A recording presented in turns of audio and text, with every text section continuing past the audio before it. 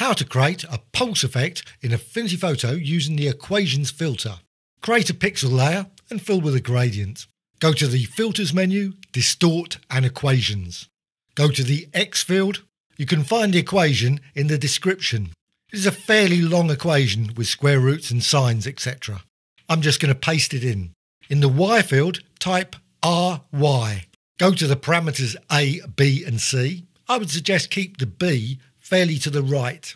Otherwise, it shears the effect off the screen. Go to the bottom of the panel, change the extend mode to mirror. Experiment with the parameters A and C to create all kinds of interesting designs. You can also alter the equation, perhaps put 2 times in front of some of the variables. Click Apply. You have a standard layer. What you can do, you can transform it, you can right click and use the transform commands, flip horizontal, etc. You can use filters such as deform as well as mirror to create all kinds of amazing colourful designs. Change the number of mirrors, the input as well as the origin point. You can also apply the effect with the selection to create a very localised effect. Or use with the layer menu fade command.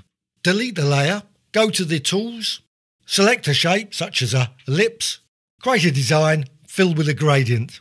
Go to the Filters menu, Distort and Equations.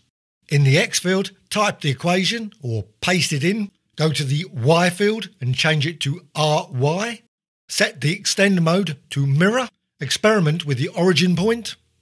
Experiment with the parameters A, B and C. You can now distort the shape layer in all kinds of ways.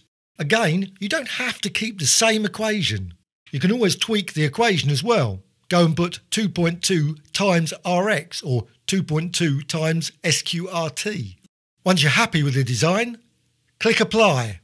You can now duplicate the design, fill the entire screen with that new layer, or add additional filters. Go to the Layers panel, go to the bottom and click the FX. Add 3D, add bevel, add a glow, add a shadow. Once you're happy with your design, click Close. You can now save the design, perhaps save it to the Assets panel. I hope you found this tutorial of interest. I'm always adding new tutorials about Affinity Photo, as well as other applications. Please subscribe to the Graphicxtras channel. Please add a comment or two.